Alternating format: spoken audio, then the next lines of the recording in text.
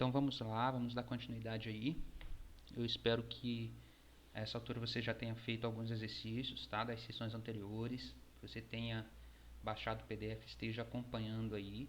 É claro que se você está no celular, isso fica difícil, né? Você fazer de forma interativa, ao mesmo tempo que assiste, olha o PDF. Mas você pode dar uma olhada no PDF antes, assiste aqui os comentários e volta para o PDF e vai para o papel mesmo, vai para o caderno. Não confunda aí, não se deixe enganar aí, só ficar assistindo e falar, pô, não estou entendendo nada, não tá legal. Não, tem que botar a mão aí na massa, no papel, na caneta e ir fazendo, tá bom, gente? Tem que separar um lugar reservadinho, pegar seu caderno e ir lendo o PDF, fazendo os comentários e fazendo os exercícios, beleza? Matemática é assim mesmo, não dá para fazer como outras matérias que dá para você sentar aí no sofá, na cama, botar o fone, ficar vendo a videoaula e já é o próprio conteúdo sendo ministrado e você já está fixando ali só de ouvir. Aqui não dá para fazer isso. Essas aulas não têm esse objetivo, tá? É só para elucidar um pouco aí, para esclarecer uma dúvida de um ponto ou outro que fica pendente, beleza? Então, se você não está fazendo isso ainda, nós já estamos na sessão 5. Corre aí, volta lá atrás e começa a fazer dessa forma, tá bom? Papel, caneta e anotações e resolução de exercício. Então, seguindo aí a ideia intuitiva de volume, suponha que a gente queira medir uma quantidade ocupada no espaço por um sólido, beleza? Então, a gente precisa comparar esse sólido com a unidade de volume. Medir, gente, é comparar. Bom, quando eu falo, minha casa tem 3 metros, é porque metro é uma unidade comum, a parede da minha casa tem 3 metros, é uma unidade comum e todo mundo sabe do que se trata. Você poderia também falar que tem 5 palmos, tem 3 cabos de vassoura, enfim, cabem 2 sofás. Medir é comparar.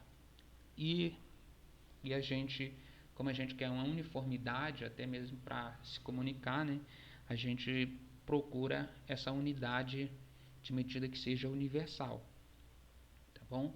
Então, seguindo aí na leitura, se você quer saber, por exemplo, o sólido S aí, quantas unidades de medida ela tem, sendo que a unidade em questão usada para comparação é essa.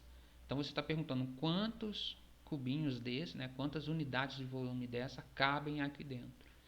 Então quando você conta aqui, tem 6 na frente, 6 atrás, beleza. Então esse sólido tem 12 unidades de medida, 12 U. No caso de volume, a gente vai ter essa unidade de medida nossa, essa referência, vai ser o cubo unitário, ou seja, o cubo de lado 1, beleza? Então o cubo de lado 1 tem volume 1. Observa, a sequência eu defino o cubo unitário como tendo volume 1 e depois eu estabeleço a fórmula, tá, gente? Não é, eu já sei que a fórmula é A vezes B vezes C, largura vezes comprimento vezes altura, então por isso eu consigo concluir que o volume do cubo unitário é 1. Não é esse sentido, é exatamente o contrário. O volume do cubo unitário é definição para a gente usar como referência e depois a gente conclui qual é a fórmula de um paralelepípedo qualquer.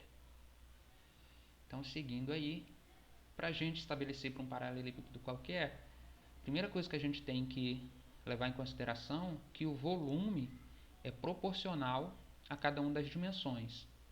O que ele está querendo dizer aqui? Considera esse paralelepípedozinho aqui, ele está aqui no início.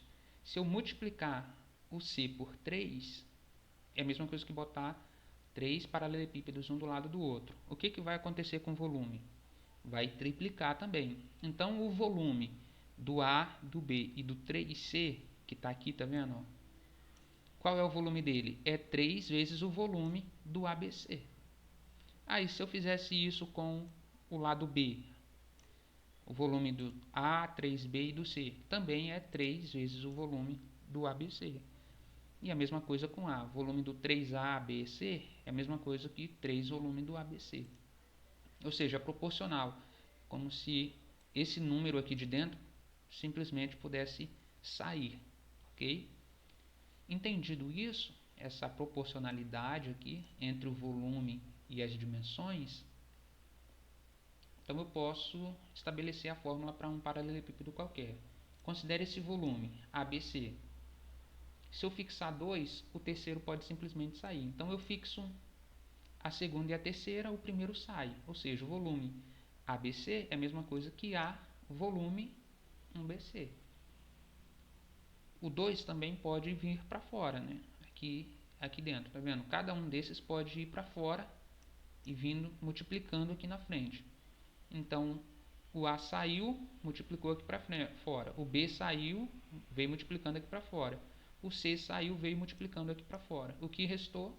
Qual é a conclusão? Que o volume de A, B, C é A vezes B vezes C vezes o volume do cubo unitário. Agora, qual é o volume do cubo unitário? Por definição, a gente definiu lá em cima, ele é 1. Então, o volume do cubo unitário é 1. Logo, o volume do paralelepípedo com dimensões A, B e C é exatamente o produto das três dimensões, A vezes B vezes C. Está estabelecido na fórmula aqui. Observações. A primeira, é interessante a gente pensar como o volume sendo a área da base vezes a altura. A área da base aqui seria um retângulo, né, de dimensões AB vezes a altura, porque a gente acabou de ver prismas, a definição de prisma, e a gente viu que tem a base, tem uma altura, então o volume do prisma vai ser isso também, base vezes altura e tal. Aí é legal pensar assim. Segunda observação, se for um cubo, todos os lados são iguais, então essa fórmula aqui, A vezes B vezes C, passa a ser A ao cubo. E terceira observação, se eu pegar cada um desses lados e multiplicar por K, por exemplo, aqui eu tinha, sei lá, 3, 4 e 5. Aí eu multipliquei por 2, ficou 6, 8 e 10. O fato de eu multiplicar todos os lados por 2, o que aconteceu com o volume? Qual é a influência que tem no volume? Ele multiplica o volume por 2 ao cubo, ou seja, por 8, e não simplesmente por 2. Multiplicar todos os lados por K significa multiplicar o volume por K ao cubo. É isso que está falando essa terceira observação. Os exercícios são bem simples, eu acho que vocês já tiveram contato com isso no ensino fundamental. Mesmo os que não tiveram, não é complicado, está bem simples. E a gente vai usar aquela observação que eu faço lá na aula de resolução de exercícios, né? Como resolver qualquer problema de geometria plana e tal. Naquela parte de situação-problema, ou problemas de aplicação, na verdade, a gente fala, você faz a subdivide e soma ou diminui, ou subtrai. Né? Por exemplo, nesse caso, aqui dessa figura, como é que eu obteria o volume desse cara? Eu posso pensar aqui como a base aqui como dois retângulos, esse retângulo azul e esse retângulo vermelho. Essa base, para fazer base vezes altura, como que eu obteria a base? O volume a área do azul menos a área do vermelho vezes 10. Esse é o volume. Isso é uma forma de fazer. Bom, a outra possibilidade, eu poderia também pensar como soma. Faço aqui embaixo uma região mais essa região mais essa região. Beleza? Então, é basicamente isso, tá? Lê aí e ver o que pede e usar a criatividade aí.